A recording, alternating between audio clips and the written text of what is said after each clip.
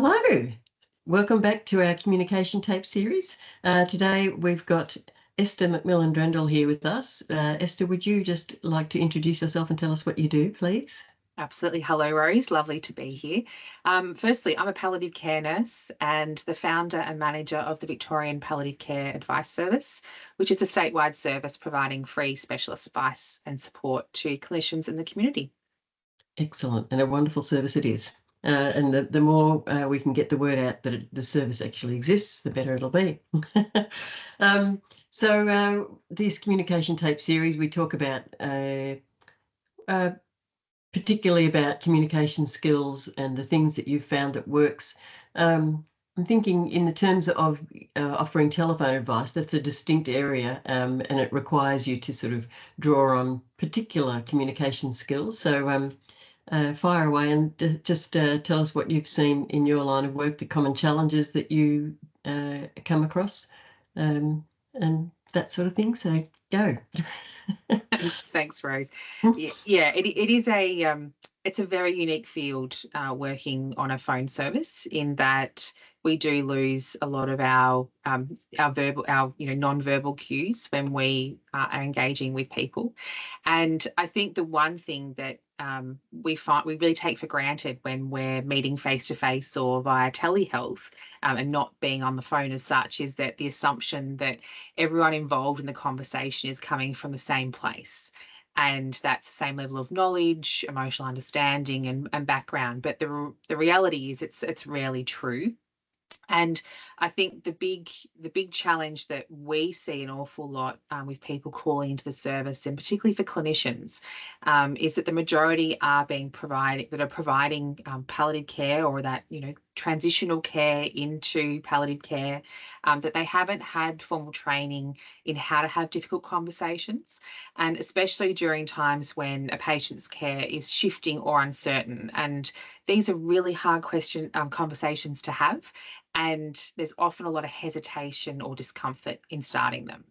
So what we find is that most palliative care is being provided by generalist clinicians who are doing their best, but with not really specific tools or support to guide patients and families through what lies ahead. And that's where we kind of really come in and provide that language and that support to kind of remove the barriers that communication at this stage is not so daunting, and instead give them some tips and tricks. And sometimes it is a three-way conversation with a clinician and the family member, particularly in aged care settings, where we know people are really thrown in the deep end and aren't really expecting a lot of these conversations.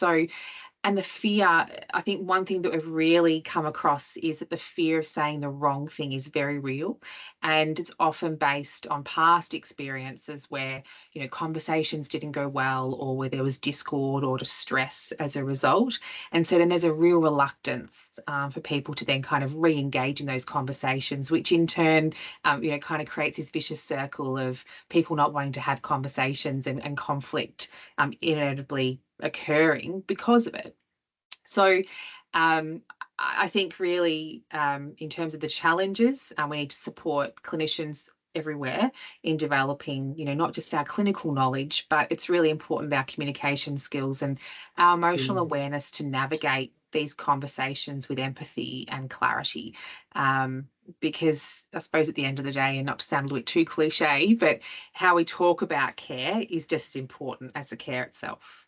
Yeah, absolutely. I keep on saying that communication is the bedrock of good palliative care. In fact, it's not how many mils of morphine you give them, or how comfortable you can make it physically. It's about how you show up as yourself, and who you are, what you're bringing to the situation. And given that so much of communication is non-verbal, it's really quite demanding to try and to communicate effectively over the phone, or even through the the internet medium. So you show up, you and your team, they show up as experts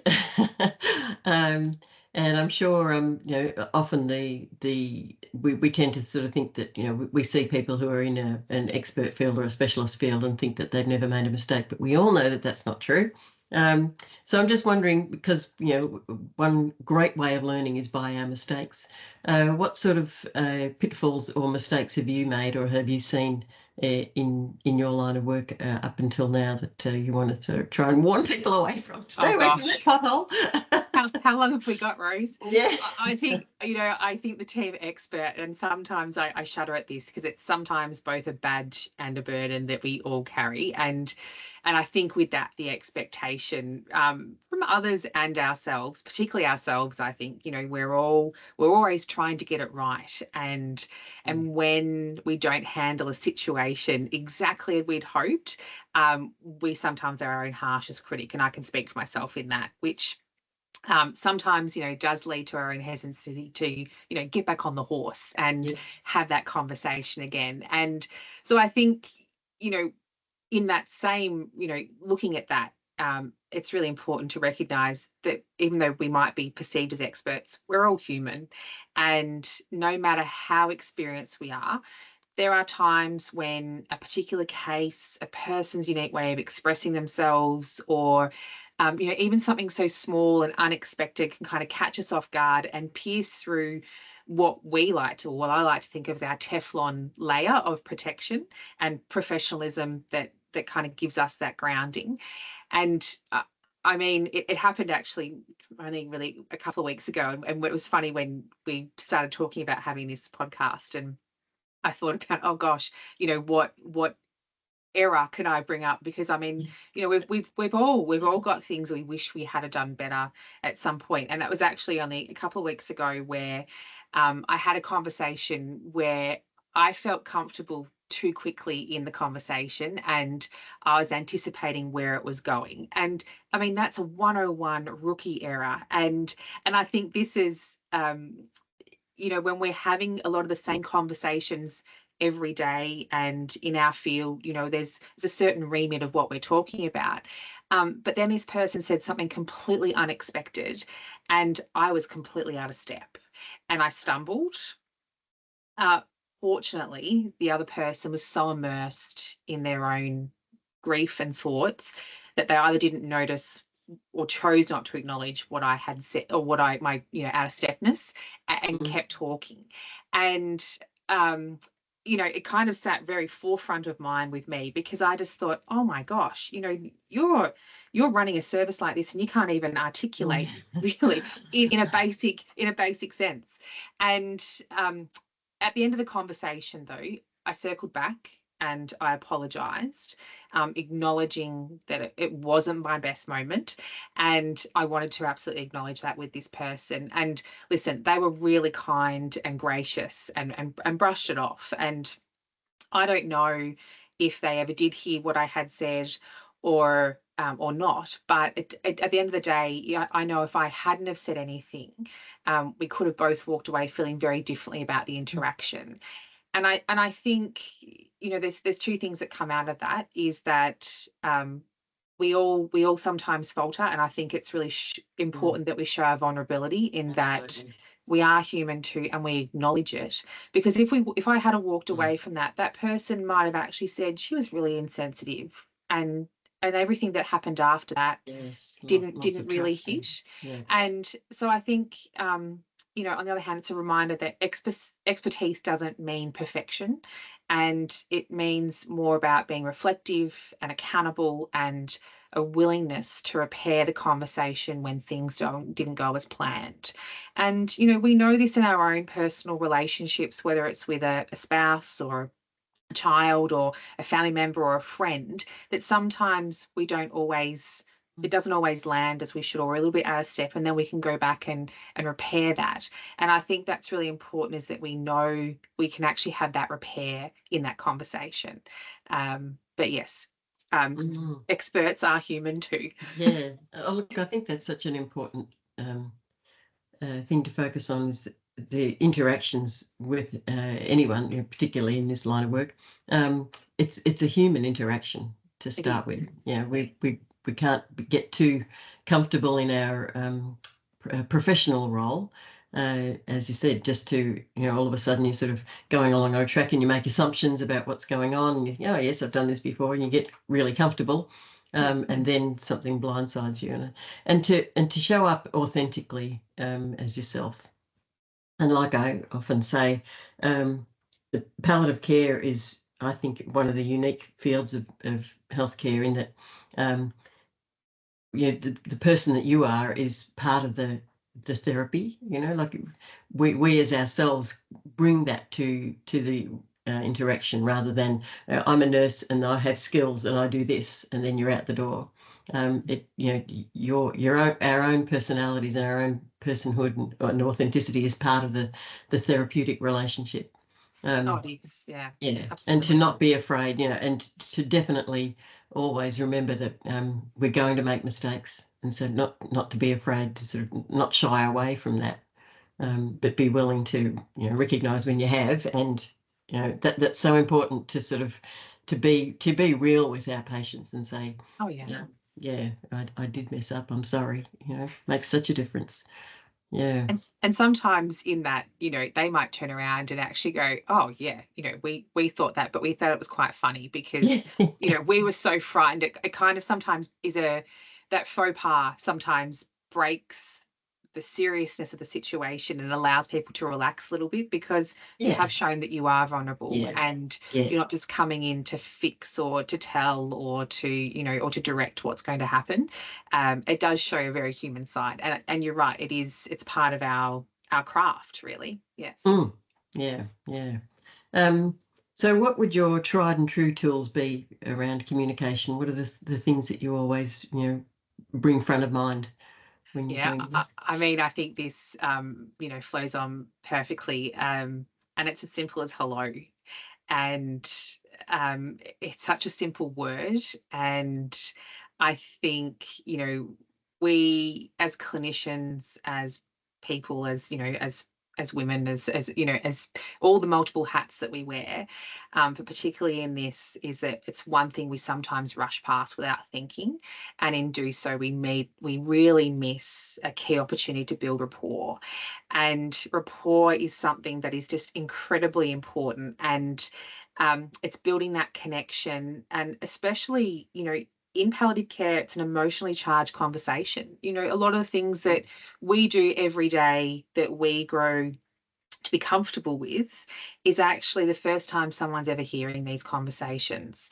So having that rapport is really important. It's something you can't force, because it has to feel real and genuine.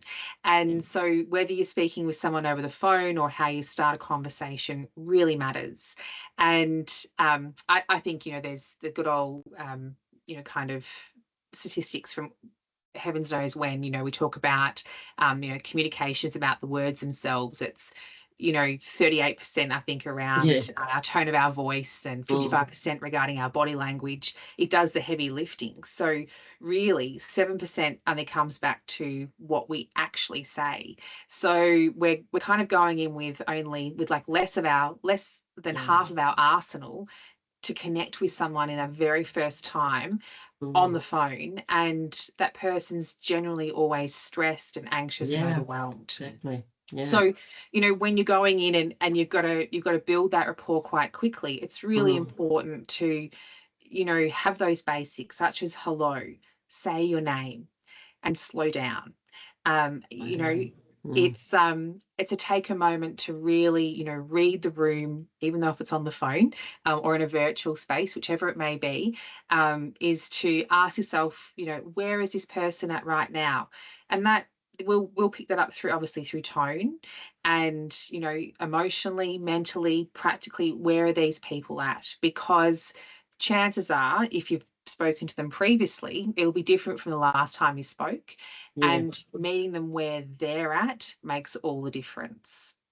So I think it's these small moments of pausing, listening, and matching their tone to help build that trust and that rapport, because that has to be done really quickly. Sometimes our conversations go for 45 minutes, but you've gone through a whole breadth of, you know, a diagnosis and a prognosis and what that means for them and their family, what that means for their livelihood, and for, you know, the rest of time they have left.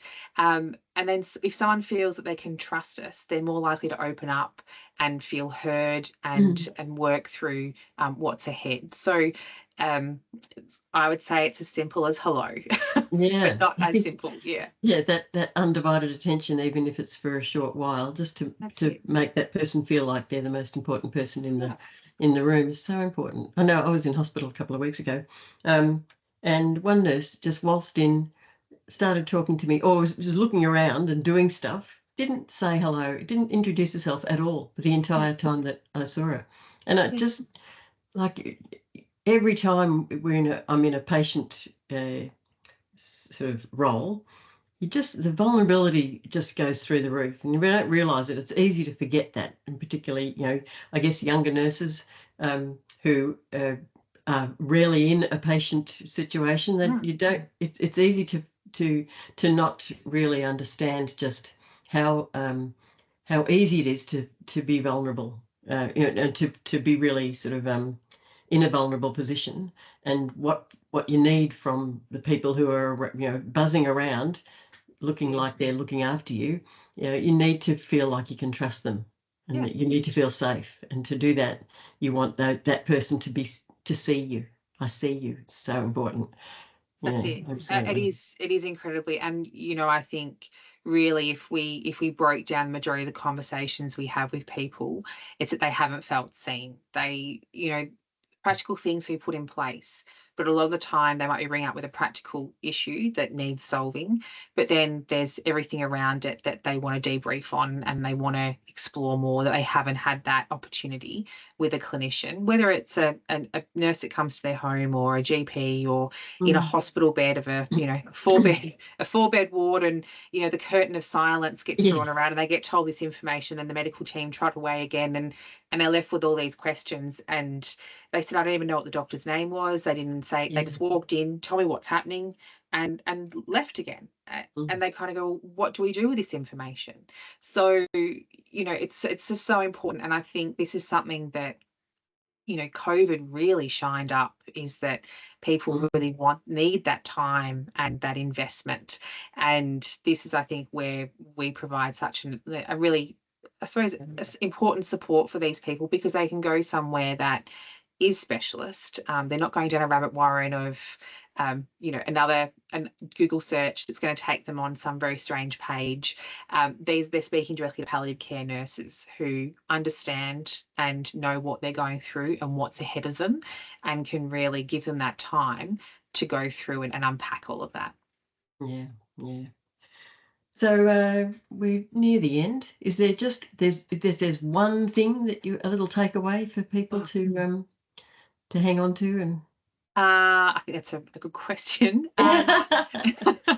Lisa, I think one thing I wish people really understood about communication, it's probably not about what you say, it's about what the other person hears.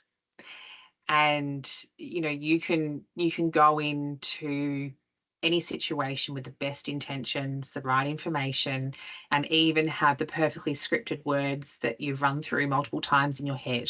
But if the person you're speaking to is so overwhelmed, scared, or not even just ready to take it in, the message doesn't land and in the way that you hoped. And then you've got to try and figure out a way to get back on top. So I think, if anything, I'd say communication for me is not just about delivery. It's about connection. It's about slowing down, listening for what's not being said. I always say, you know, for people calling into the service, they ring in with the tip of the iceberg, and the iceberg is under the ocean, and that's really what they're ringing about. And that people, you know, it's important that we meet people where they are emotionally and not just intellectually. And if we spend a little bit more time focusing on how the other person's receiving that message, and a little less on getting through what we want to say, I think we'll have far more meaningful, respectful, and effective conversations that, you know, ultimately it doesn't matter then really how many faux pas you have, because you've shown up for that person, you've responded to them, and you've been present. Yeah. Oh, that's beautiful. Lovely way to end. Esther, thank you. It's been lovely talking to you as always.